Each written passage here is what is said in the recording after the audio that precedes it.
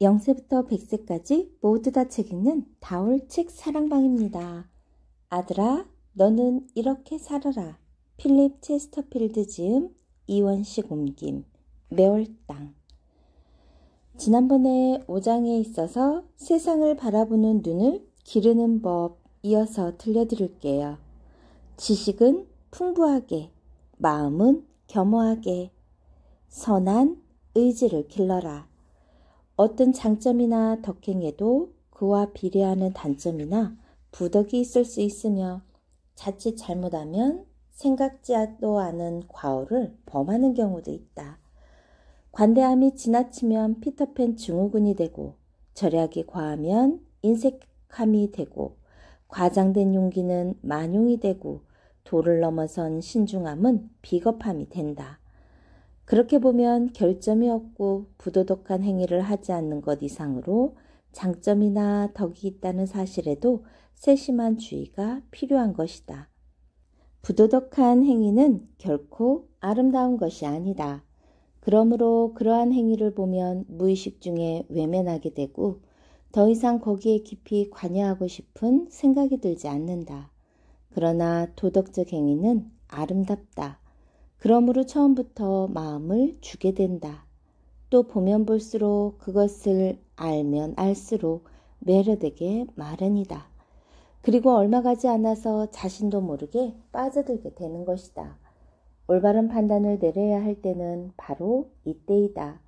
도덕적으로 행동하고 자신의 장점을 끝까지 살리기 위해서는 나쁜 게임에 빠져 정신을 타락시키려는 자기 자신을 채찍질해야 한다. 이 말은 지식이 풍부하다는 장점이 자칫 잘못하면 빠져들기 쉬운 함정이 될 수도 있다는 사실이다. 지식이 풍부하다는 것도 바른 판단력이 따르지 않으면 꼴불견이고 아는 채 한다라는 생각지도 못한 오해를 사게 될지도 모른다. 언젠가는 너도 지식이 풍부해질 것이다. 그때를 대비해서 보통 사람들이 빠져들기 쉬운 함정에 빠지지 않도록 이제부터 주의를 기울이는 것이 중요하다. 지식은 장식품이 아니라 필수품이다. 지식이 풍부한 사람은 자신에 넘쳐 다른 사람의 의견을 무시하거나 일방적으로 판단을 강요해서 자기 멋대로 단정짓는 경우가 있다. 그렇게 되면 어떤 결과가 초래될까? 그렇게 무시당한 사람들은 모욕감에 상처를 입었다고 생각해 순순히 모든 일을 따르지 않는다. 오히려 격분해서 내 말에 반항할 것이다. 심한 경우에는 법적인 수단도 불사하는 사태가 발생할지도 모른다. 이런 일을 미연에 방지하기 위해서는 지식이 풍부하면 할수록 겸허해져야 한다. 무턱대고 자신을 내세우면 안 된다. 자신의 견해를 말할 때도 무자르듯 한마디로 잘라 말하지 않도록 주의하라. 다른 사람을 설득하고 싶으면 그의 의견에 정중하게 귀를 기울여라. 그 정도의 겸손함조차 없으면 안 된다. 내 스스로 학자인 체하여 얄미운 녀석이라는 욕을 먹기 싫다면, 그렇다고 무지한 사람처럼 보이기도 싫다면 가장 좋은 방법은 자신의 지식을 드러내놓고 자랑하지 않는 일이다.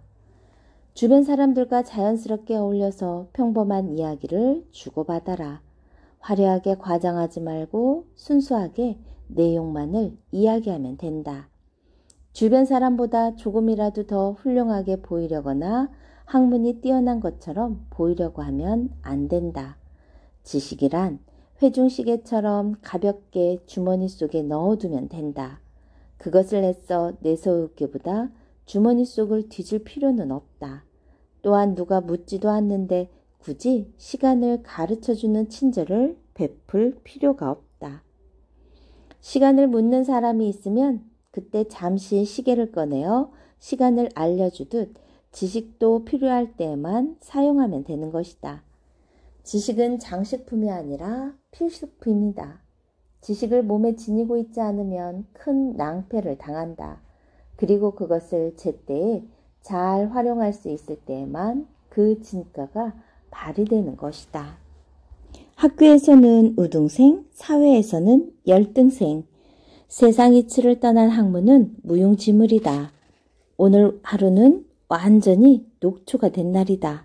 아니, 질렸다는 표현이 더 옳을지 모르겠다. 먼 친척이지만 학식이 풍부하고 겉보기에도 매우 훌륭한 신사 한 분이 나를 찾아와 같이 저녁 식사를 했단다. 그건 피곤한 게 아니라 오히려 즐거운 일이 아닌가요? 너는 이렇게 반문할지 모르지만 그 사람은 정말 구제불능이었단다. 한마디로 말해 그는 예의도 모르고 대화조차 어려운 이른바 바보 학자였다. 흔히 잡담을 일러 사람들은 근거 없는 이야기라고 말들 한다. 하지만 그의 이야기는 반대로 전부 근거 있는 이야기뿐이었다. 오히려 나는 거기에 실증이 났다. 즐겁게 나누는 잡담이라면 차라리 근거 없는 편이 좋았을 것이다. 그는 오랫동안 자신의 연구실에 들어박혀서 온갖 일들에 대한 연구를 거듭한 끝에 자신의 주장을 세웠을 것이다. 그래서인지 그는 말끝마다 자신의 주장을 들먹이고 내가 조금이라도 거기에 벗어난 이야기를 하면 눈을 부릅뜨고 분개하였다. 그의 주장은 어떤 면에서 보면 합당했단다. 그런데 유감스럽게도 그의 주장에는 현실성이 결여되어 있었다. 그 이유는 그 사람의 책상에 앉아 책만 읽었지 다른 사람들과의 교제가 없었던 것이다. 그래서 학문에는 조예가 깊지만 인간에 관해서는 무지했다. 자신의 생각을 말할 때조차도 그 말투가 어눌했으며 말이 입에서 쉽사리 흘러나오지 않았다. 말을 하는가 하면 곧 끊어졌으며 더군다나 그 말하는 품조차 무뚝뚝하기 이를 데 없었다. 결국 나는 이분을 통해 이런 결론에 도달했다. 아무리 학식이 뛰어난 사람이라도 이런 사람과 이야기하기보다는 비록 교양은 없을지언정 차라리 세상 물정을 알고 있는 수다쟁이 여인과 이야기하는 편이 훨씬 나을 것이라는 것을. 우매한 사람은 현실을 직시하지 못한다. 현실성이 결여된 사람이 주장하는 이론은 그렇지 않은 사람이 들을 때는 너무 피곤하다. 예를 들어 세상은 그런 것이 아니라는 말 참견을 한다 해도 일단 그런 말 참견을 시작하면 끝이 없는 데다 상대방은 이쪽 말에는 귀도 기울이지 않을 것이다. 어쩌면 그것이 당연하다. 상대방은 옥스퍼드 대학이나 캠브리지 대학에서 한평생을 연구에만 전념한 사람이므로 이를테면 인간의 두뇌에 대해서, 마음에 대해서, 이성, 감정, 의지, 감상, 감각에 대해서 등등 그는 보통 사람이 전혀 생각하지 못하는 부분까지 세분화시켜 인간을 철저히 연구하고 분석하며 또 그렇게 해서 자신만의 학설을 정립하는 것이다. 그런 까닭에 그렇게 쉽게 물러설 리가 없으며 자기 주장을 맹목적으로 믿고 따르는 것도 당연하다. 그것 또한 그 나름대로 훌륭하다고 말할 수도 있다. 다만 난처한 것은 그 사람은 실제로 인간을 제대로 관찰한 일도 없고 만난 일도 없으므로 이 세상에는 여러 부류의 인간이 존재한다는 것, 갖가지 관습이나 편견, 기호들이 있다는 것, 그리고 그 모든 것들을 종합하여 한 사람의 인간이 엄연히 존재한다는 것을 도무지 모르고 있다는 사실이다. 극단적으로 말하자면 인간에 대해서는 너무나 무지하다는 것이다. 예를 들어 연구실에서 인간은 칭찬받으면 좋아한다라는 이론을 발견해서 자신도 그것을 실천하려 들지만 정작 그에 대한 방법을 모른다면 그 결과는 어떻게 될까? 칭찬이라고 생각되는 말이 그 장소와 어울리지 않았거나 아니면 상황이 맞지 않았거나 혹은 타이밍이 맞지 않았겠지. 그랬다면 차라리 아무 말도 하지 않는 편이 더 나았을 것이다. 그들의 머릿속은 자기 생각으로 가득 차 있어 주변 사람들이 지금 어떠한 상황에 처했는지 무슨 이야기를 하고 있는지를 전혀 염두에 두지 않는다. 그리고 배려하는 마음조차 없다. 그래서 때와 장소에 아랑곳 없이 우선 상대방을 칭찬해버리고 만다. 칭찬을 받은 사람이 어리둥절한 나머지 당황해하고 다음에는 또 무슨 말을 들을지 염려되어 가슴이 졸이는 것도 무리가 아니다. 이론과 현실에는 큰 차이가 있다. 세상을 제대로 이해하지 못하는 학자는 아이작 뉴턴이 프리즘을 통해 빛을 처음 보았을 때처럼 인간을 몇 가지 색깔로 분류해서 본다. 이 사람은 이 색깔, 저 사람은 저 색깔 하는 식으로 말이다. 그렇지만 경험이 많은 염색업자는 다르다. 색깔에도 명도와 채도가 있다는 것을 잘 알고 있으며 한 색깔로 보여도 거기에는 갖가지 색깔이 한데 섞여 있다는 것을 알고 있다. 처음부터 한 색깔만으로 된 인간은 없단다. 다른 색깔이 섞여 있거나 때로 그림자가 들어있기도 한다. 그것뿐만 아니라 천이 빛을 받는 정도에 따라 여러 가지 색깔로 변하는 것처럼 인간 또한 상황에 따라서 여러 가지 색깔로 변할 수 있는 것이다. 이런 이치는 세상을 아는 사람이라면 누구나 다 알고 있는 평범한 사실이지만 세상과 떨어져 혼자 연구실에 틀어박혀 있는 거만한 학자는 그것을 모른다. 이것은 생각만으로 알 수 있는 것이 아니다. 그런 까닭에 그는 자신이 연구한 것을 실천하려 해도 자신의 이론과 맞지 않아 생각대로 되지 않는 것이다. 그것은 사람이 춤추는 것을 본 적이 없거나 춤을 배운 적이 없는 사람이 제 아무리 완벽하게 악보를 읽을 수 있고 멜로디나 리듬을 이해할 수 있다 하더라도 춤을 출 수 없는 이치와 같은 것이다. 자신의 눈으로 귀로 들어서 알고 있는 사람은 전혀 다르다. 마찬가지로 칭찬의 힘을 아는 사람은 언제, 어디서, 어떻게 칭찬을 해야 하는가를 잘 알고 있다. 말하자면 환자의 체질에 따라 투약 방법을 달리하는 명의와 같다는 말이다. 그들은 드러내놓고 칭찬하지 않는다. 완만하고 비유적으로 또는 암시적으로 칭찬한다. 이론과 현실 사이에는 이러한 커다란 차이가 있다는 것을 알아야 한다. 삶의 지혜가 되는 학문을 지향하라. 우리는 가끔 지식과 인격이 부족한 사람들이 자기보다 훨씬 뛰어난 사람들을 상대로 거침없이 능수능란하게 그들을 움직이는 것을 보곤 한다. 이러한 경우는 언제나 열등한 사람들 쪽이 세상을 살아가는 지혜에 뛰어난 경우이다. 그들은 지식과 인격을 갖추었지만 세상 일에 어두운 사람들의 약점을 파악하여 마음대로 조종하는 것이다. 직접 자기 눈으로 보거나 몸소 체험해서 세상을 아는 사람은 그저 책을 통해서만 세상을 아는 사람과는 근본적으로 다르다. 비유를 들자면 그것은 제대로 훈련된 말이 노새보다 훨씬 쓸모있는 이치와 같은 것이다.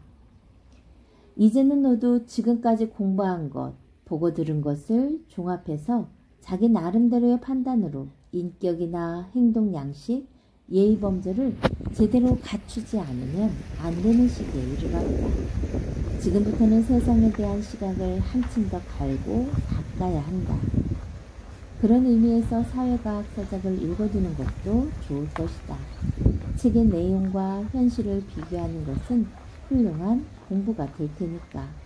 예를 들어 수업 시간에 라 로슈푸코의 명언을 읽고 깊이 새겼다면 그것을 밤에 사교장에서 만나는 사람들을 상대로 그대로 적용시켜보면 좋을 것이다. 책에는 인간이 가진 마음의 움직임이나 감정의 동요 등 여러 가지 내용이 들어있다. 그것을 미리 체득한다는 것은 좋은 일이다. 그렇지만 그것을 끝내지 말고 실제로 사회에 뛰어들어 관찰하라. 그렇게 하지 않으면 그 어떤 지식도 산 지식이 되지 못할 뿐더러 오히려 잘못된 방향으로 나아갈 수 있다.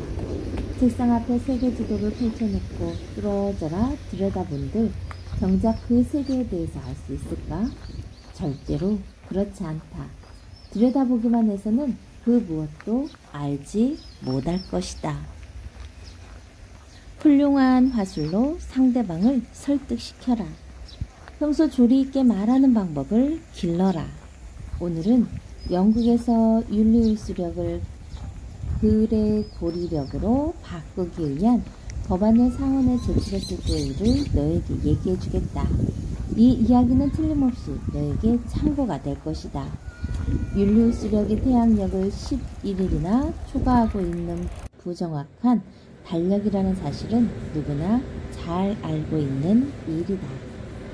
그리고 그것을 개정한 사람이 교황 그레고리우스 13세로서 그가 만든 그레고리력은 곧 유럽의 모든 카톨릭 국가에 의해 채택되었고 이어서 러시아와 스웨덴 그리고 영국을 뺀 모든 프로테스탄트 국가에서도 받아들여졌다. 나는 유럽의 주요 국가들이 모두 그레고리력을 쓰고 있는데 영국만이 여전히 율리우스력을 고집하고 있는 것은 매우 불명예스러운 일이라고 생각했다. 그런 생각은 나를 비롯한 해외에 자주 나가는 정치가들이나 무역상들 또한 마찬가지였다. 그래서 나는 영국 달력을 바꾸는 일에 앞장서기로 결심했다. 우선 국가를 대표할 만한 자격을 지닌 유명한 법률가와 천문학자 몇 사람의 협조를 얻어 법안을 작성했다. 그런데 나의 고생은 여기서부터 시작되었다. 당연한 일이었지만 법안의 내용은 모두 법률적인 전문 용어와 천문학상의 어려운 계산으로 가득 차 있었단다. 나는 법률학이나 천문학 그 어느 쪽에도 근시 아니었던 것이다. 법안을 통과시키기 위해서는 내게도 조금이나마 지식이 있다는 것을 의원들에게 표시할 필요가 있었고 또 나와 같이 이러한 일에 문외한 의원들 자신도 조금은 납득한다라는 듯한 분위기를 조장할 필요도 있었다. 천문학을 설명하는 일이 내게 있어서는 켈트어나 슬라브어를 처음 배워 그 나라 사람과 대화를 나누는 것처럼 그렇게 크게 어려운 일이 아니었다. 하지만 의원들의 입장에서 보자면 어려운 천문학 따위는 아무런 흥미가 없을 것이라고 생각되었다. 그래서 내린 결론은 내용에 대한 설명이나 전문 용어의 나열은 생각하고 일단 의원들의 마음부터 사로잡는 일에만 정성을 들이기로 했다. 나는 이집트력에서부터 그레고리력에 이르기까지 그 각각의 달력이 가진 장단점을 가끔 일화를 섞어가면서 재미있게 설명을 했다. 특히 문체, 말씨, 화술, 제스처 등에 신경을 썼는데 이것은 성공적이었다. 마침내 의원들은 나의 의견에 설득된 듯 했다. 과학에 대한 설명은 아무것도 없었고 처음부터 그렇게 할 생각도 없었던 터였는데 여러 의원들이 오로지 그러한 나의 설명만으로도 모든 것을 명백히 알았다고 했다. 나의 설명에 이어 법안 작성에 누구보다도 힘을 쓴 유럽 제1의 수학자이자 천문학자인 마크레스필드 경이 전문적인 설명을 했다. 그런데 그의 설명이 미흡했던지 실로 아이러니컬하게도 나에게 모든 찬사가 돌아왔다. 화자가 거친 음성과 묘한 억양으로 이야기하거나 조리에 맞지 않는 화법으로 말한다면 어떨까? 그럴 경우 경청하는 사람들은 이야기의 내용에 귀를 기울일 기분이나 말을 하는 사람에게 눈을 돌리는 것조차 싫을 것이다. 그런데 이와는 정반대로 호감이 가도록 이야기를 하는 사람을 보면 이야기의 내용과는 상관없이 그 사람의 인격까지도 대단하게 보인단다.